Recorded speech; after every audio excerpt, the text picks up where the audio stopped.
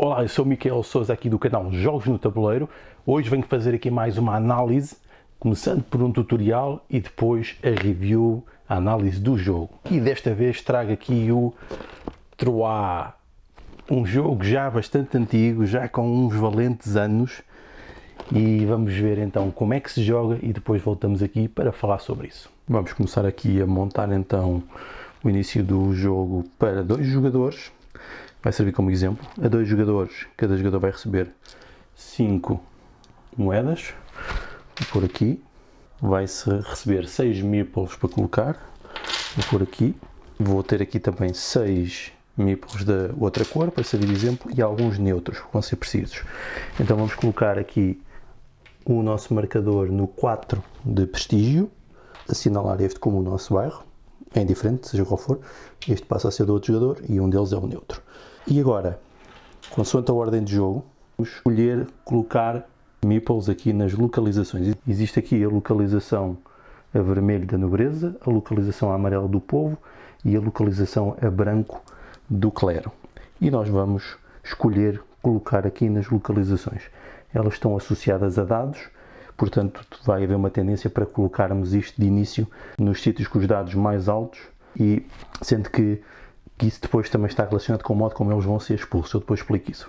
Por exemplo, depois o jogador azul colocava, depois colocava eu, ia colocar ali, por exemplo, depois o jogador ali, depois o jogador azul também se calhar já vinha para aqui, depois eu vinha novamente para aqui, depois ele vinha para ali, depois se calhar interessava-me novamente vir para aqui.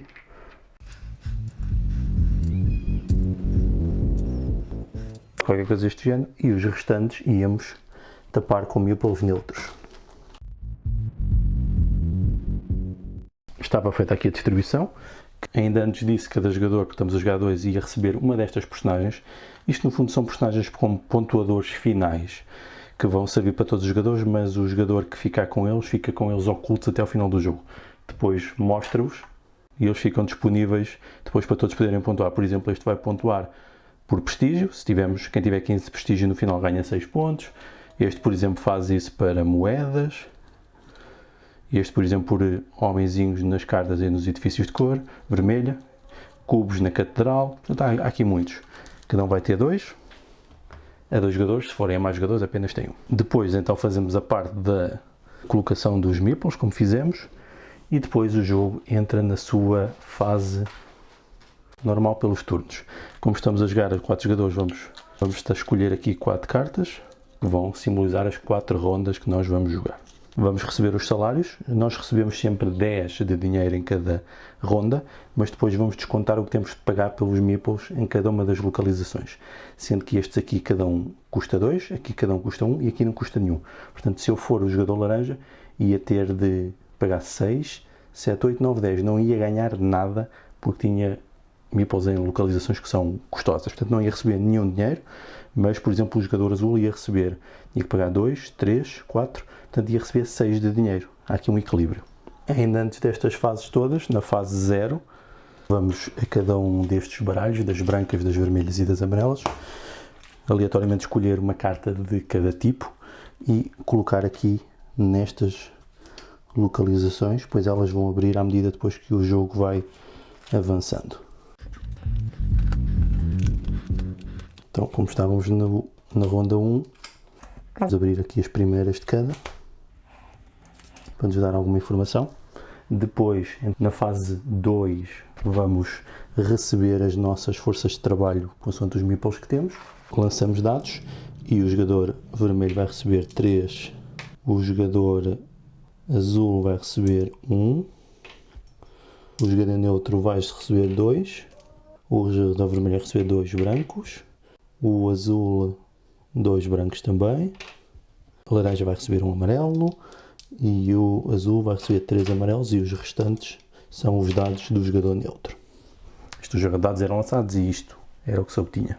Depois então revelamos os eventos, começamos pelos vermelhos, revelamos então as cartas, uma das vermelhas daqui, e que nos manda revelar também uma amarela.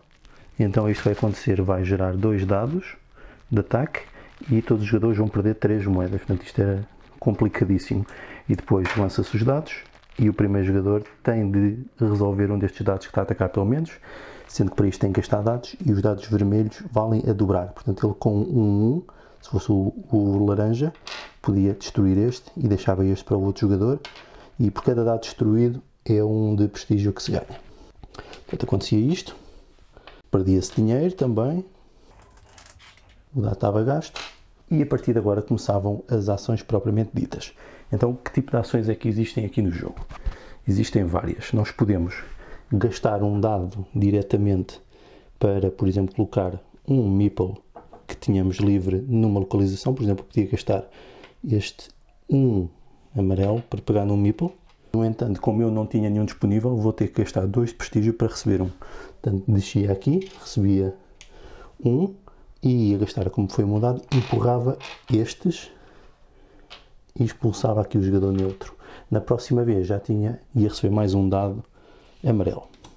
A modo de entrar nos edifícios é diferente. Aqui empurramos, aqui substituímos diretamente e aqui empurramos também, consoante os dados que estão aqui, é onde nós podemos empurrar ou colocar diretamente. Nós podemos depois também pegar num dado e num meeple para colocar numa localização. Por exemplo, eu podia escolher este 6, colocava aqui, perdia mais 2 de prestígio, por exemplo, mas numa outra jogada, claro, só se pode fazer isto uma vez. Colocava aqui, tinha que pagar 6 moedas. Por acaso não tinha, mas tinha, imaginemos que eu tinha de algum modo 6, pagava e ficava lá com o meeple no lugar. Eu posso gastar o dado para ativar uma localização onde já tenho um meeple, mas quando não tenho que pagar para colocar. E neste caso, qual é que era a ação? Pegava no meu dado que eram 6 e eu posso usar até 3 conjuntos de dados, 3 dados de uma só vez, divido por 2 e isto determina o número de vezes que isto faz. Portanto, um 6 a dividir por 2 era 3 vezes. Eu tenho 3 vezes esta ação, que neste caso era lançar um dado. Se eu tiver de 3 a 6, conta como sucesso e posso tentar destruir aqui uma das cartas. E é assim que nós as vamos removendo. Vão haver aqui cartas que permitem tapar isto diretamente. Portanto, tinha um lançamento, tinha outro, 5, mais um sucesso, punha o outro cubo, tinha outro lançamento e este tinha falhado. Tematicamente faz sentido porque são arqueiros. Portanto, ia eu ter que colocar 2 cubos ali, como se vê, ganho 2 de prestígio, ou seja, um de bandeira, uma bandeirinha de prestígio por cada um. Este era outro uso. Do outro turno eu podia ir lá novamente e fazer gastar um dado. Eu podia ir também para as outras localizações e fazia exatamente o mesmo. Por exemplo, aqui eu colocava lá, por exemplo, pegava num dado branco, mas não tinha dados brancos, portanto, podia-me interessar também, se eu tivesse dinheiro, e eu posso sempre comprar dados dos adversários.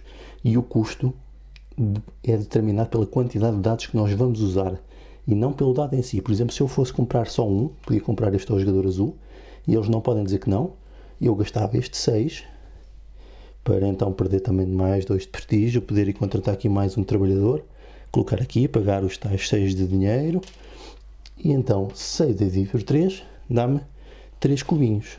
Se nós repararmos, tem aqui uma ampulheta. Quer dizer que não são ações imediatas, são ações que se podem usar mais à frente, que neste caso seria gastar um cubo destes para, a um conjunto de até 3 dados amarelos, juntar mais 3 às pintas. Portanto, são ações para encadear no futuro.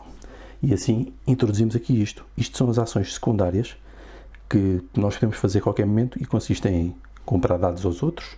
Se nós comprarmos, por exemplo, se usarmos 3 dados, cada dado que comprarmos custa 6. Se usarmos 2 dados, cada dado que comprarmos custa 4. Se usarmos só um dado como eu usei, custa só 2. E temos que pagar sempre ao dono do dado. Se for ao jogador neutro, vai para o banco. Se for a um jogador proprietário, é ele que fica com o dinheiro. Podemos sempre gastar 1 de prestígio para relançar um dado, 2 para comprar ou recrutar mais um trabalhador, caso não tenhamos nenhum que tenha sido expulso ou não queiramos mover um do local, e gastar 4 de prestígio para pegar num conjunto de dados e virá-los e ficar com o que está do outro lado. Portanto, isto são ações importantíssimas para fazer com o desenrolar do jogo.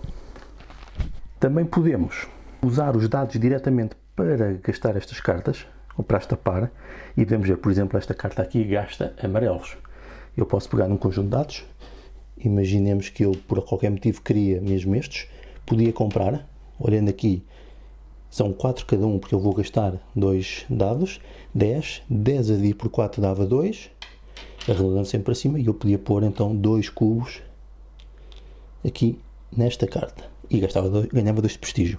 Se em algum momento encher isto, a carta é destruída, é derrotada, quer dizer, conseguimos destruir esta ameaça e eu vou ganhar 3 pontos de vitória, mais 2 de vitória se tiver feito tudo. Se for o jogador que tiver feito mais, ganho o topo. Se for o segundo, ganho isto. Portanto, no máximo pode dar até 5, no mínimo pode dar 2 pontos de vitória e fica com a carta para mim, porque pode haver pontuadores que marcam pelas cartas. E é assim que nós vamos derrotando as ameaças. Se não as derrotarmos, elas vão acumulando em cada turno e vai ser cada vez mais difícil e vai ser uma coisa que nos vai afetar a todos. Outra coisa que podemos fazer também é gastar dados diretamente para construir a catedral. E isso consiste em gastar dados brancos. Por exemplo, eu podia gastar até 3, é sempre assim em tudo. Podia gastar, por exemplo, estes 2, gastava-os e colocava um cubo no 1 e um aqui no 2, porque era isso que estava nos dados. E depois eu posso ir avançando de nível. Depois ganho 1 de prestígio e 1 ponto. Subi aqui 1 de prestígio e os pontos são ganhos aqui nestas pecinhas que depois nós tapamos e ficam ocultas para ninguém saber quanto é que temos. Por fim, falta só a localização aqui da agricultura. Consiste em também pegar em dados, atribuir, dividir por 2 e ganhar isso em dinheiro. Também não é preciso ter meeples nem trabalhadores, a coisa é direta. E o jogo vai ser sempre assim. Por exemplo, depois na próxima ronda fazíamos novamente, ganhávamos 10 de moeda, descontávamos os salários, íamos relançar os dados, íamos ver as novas ameaças que iam surgir, várias cartas, e depois iam abrir, como era o segundo turno, as segundas localizações, e depois íamos fazer as devidas ações. O mesmo no terceiro turno, depois iam abrir a terceira também, tudo, íamos ganhar os salários, íamos ganhar os dados, íamos ter mais ameaças, íamos fazer as várias ações, e depois havia uma última ronda final, a quarta, porque estávamos a jogar a 2 jogadores, para fazermos as ações já com tudo disponível. Só para vermos aqui um pouco das ações que estão aqui. Por exemplo, temos este que consegue transformar um dado branco em 2 dados vermelhos, este que dá pontos de vitória por cubos na catedral, este que dá diretamente dinheiro por dados vermelhos, este que gastamos dinheiro para ganhar pontos de vitória, e isto é temático, por exemplo, isto é um casamento.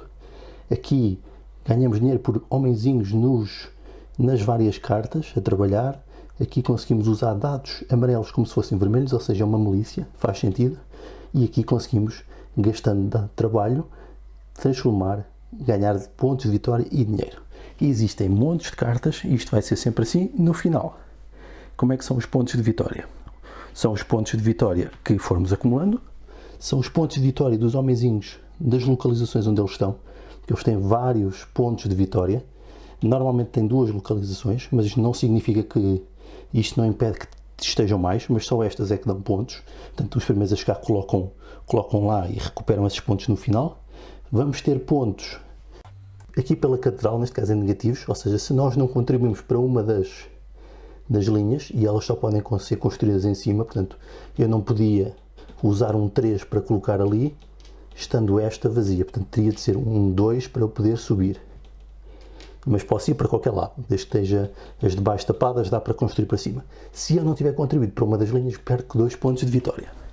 Vou-te ver também, vamos revelar todos as personagens que são os pontuadores finais, vamos fazer os nossos pontos, contar todos, de toda a gente, e basicamente somamos estes pontos todos e é isto que vão ser os pontos de vitória. O jogo normalmente não traz estas cartas todas de cada tipo, já é porque eu tenho aqui a expansão Ladies of Troyes. E na expansão Ladies of Troyes há aqui coisas novas também que eu não coloquei aqui. Existem estes dados roxos, cada jogador vai ter um dado e é o único dado que não pode ser comprado e conta como um dado de qualquer cor. Na expansão Ladies of Troyes também adicionamos aqui umas localizações. Aliás, isto está mal. Adicionamos aqui umas localizações.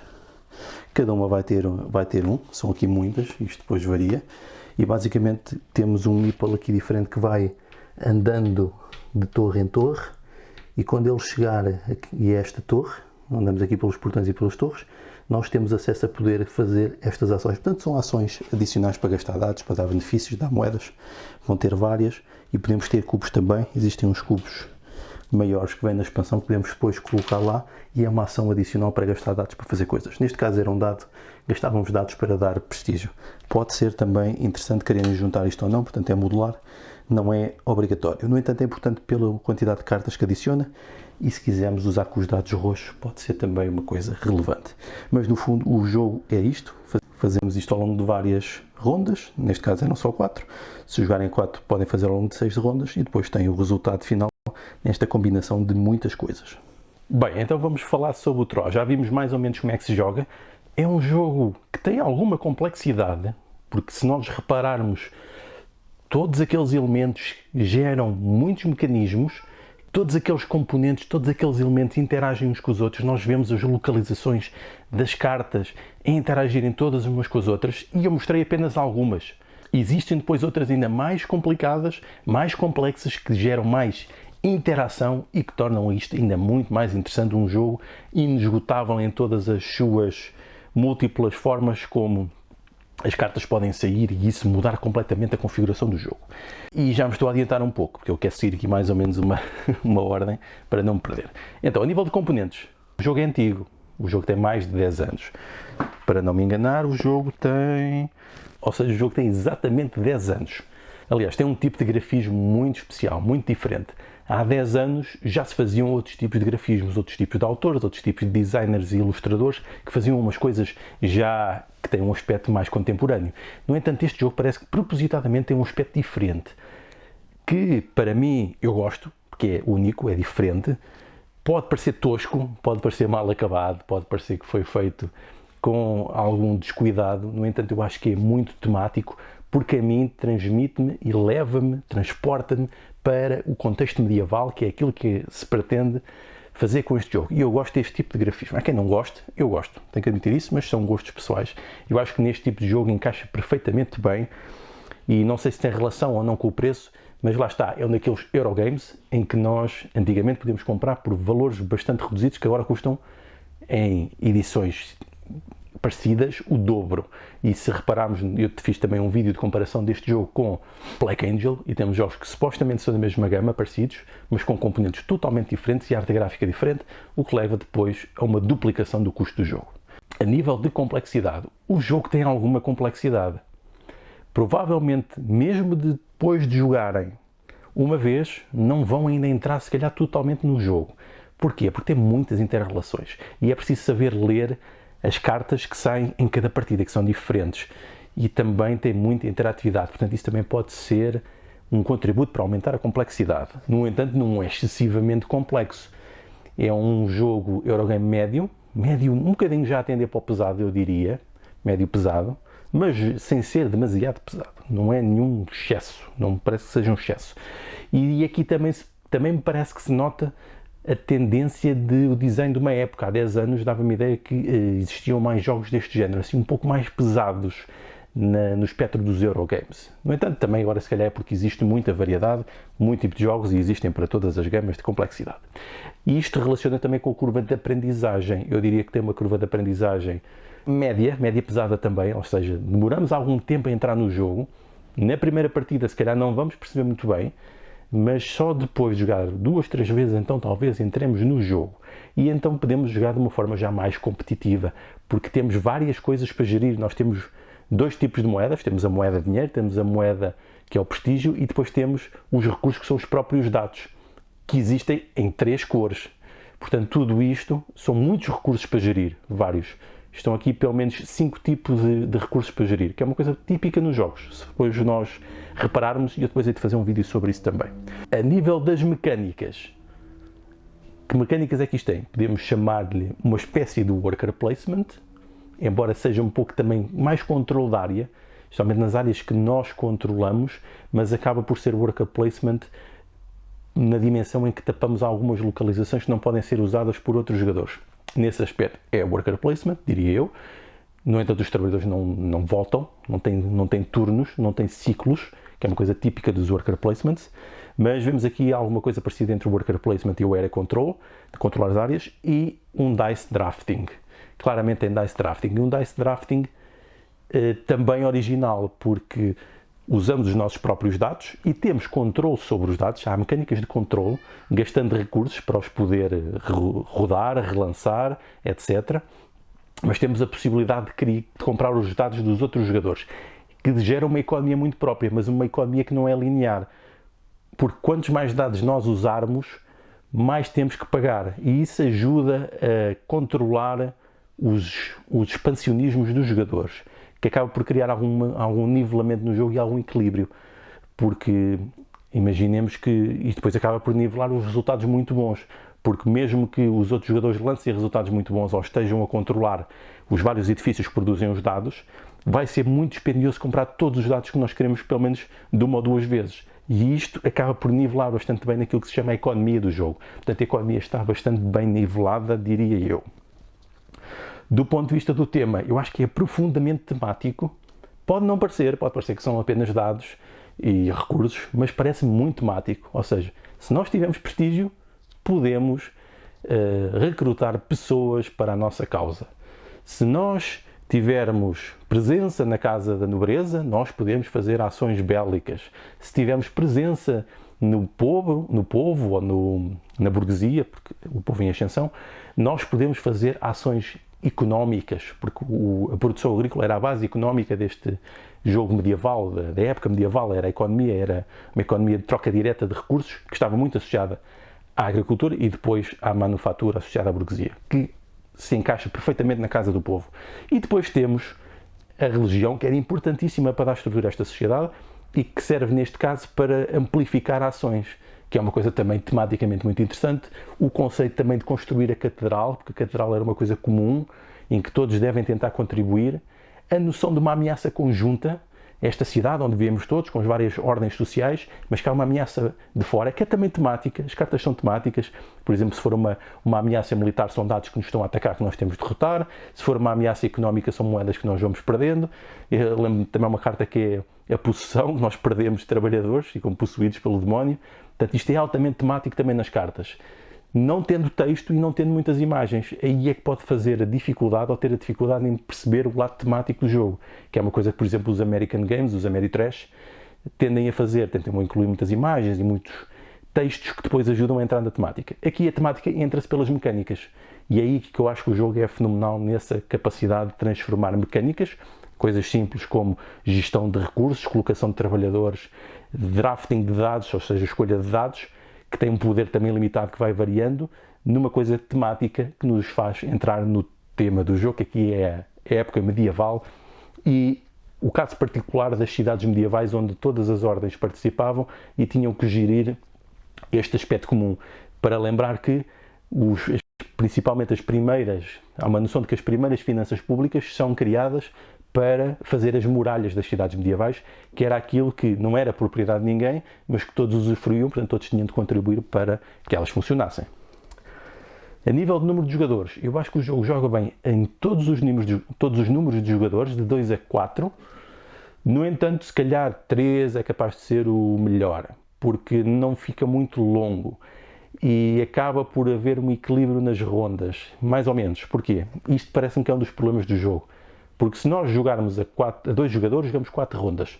O que significa que cada jogador vai ser o primeiro jogador em cada uma delas. Se nós jogarmos a 3 jogadores, jogamos 5 rondas. Portanto, já vai haver um jogador que não vai jogar 2 vezes em primeiro.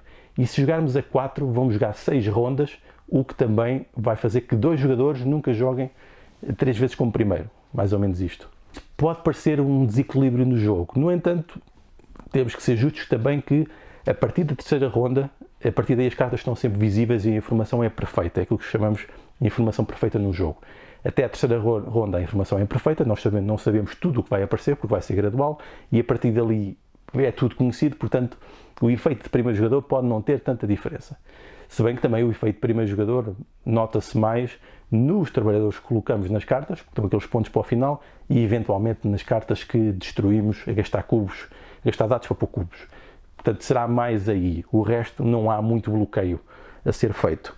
E também o facto de jogar os dados em último também pode ter um benefício, porque expulsamos, especialmente quando jogamos os dados para expulsar os meeples que nos dão dados na próxima ronda. Isso pode ter vantagem, se bem que na última não há interesse em expulsar. Do ponto de vista da inovação, é uma coisa que eu costumo falar, mas o jogo tem 10 anos e parece-me que foi tão inovador e interessante que ele, 10 anos depois, continua a estar perfeitamente atual. Saem muitos jogos de dice drafting e coisas do género e com interatividade, e Eurogames, que isto é um Eurogame com economias próprias e planeamento e gestão, mas que tem uma interatividade muito interessante e claramente o jogo é inovador nesse sentido, do modo como usa os dados, como cria uma economia e como cria interatividade num jogo sem conflito direto. Isso parece-me inovador. A interação entre os jogadores é bastante, é quem vai primeiro às localizações e quem compra e vende os dados uns dos outros, depois acabamos por transferir também dinheiro de uns para os outros jogadores. Existe essa compensação. E pronto, foi mais ou menos esta análise do Troyes, é um jogo que eu adoro, um dos meus preferidos mesmo, e até nem sei porque é que não fiz esta análise e esta review antes, um jogo que eu recomendo e que me está a causar também muita curiosidade em experimentar o Black Angel, porque supostamente é o sucessor, pelo menos do ponto de vista mecânico e do sistema de jogo. Não tenho curiosidade, mas do ponto de vista do tema, gosto mais deste. Do Troyes, porque gosto mais do tema medieval. E gosto deste lado, este aspecto tradicional, ou seja, sabe antigo. E isto também invoca memórias, e lá está, são as experiências que o próprio jogo implica também, e gera, neste caso, gera-me memórias de jogos mais antigos, de quando eu comecei no hobby, portanto também tem esse lado fascinante, que pode não ter para outras pessoas, mas tem para mim. Então vá, foi esta a análise do Troyes, um jogo que eu recomendo muito, portanto, se o encontrarem, apanhem-no, vale a pena, e juntem-lhe depois também a expansão de Ladies of Troyes, que eu acho que é essencial. Então vá, Deus!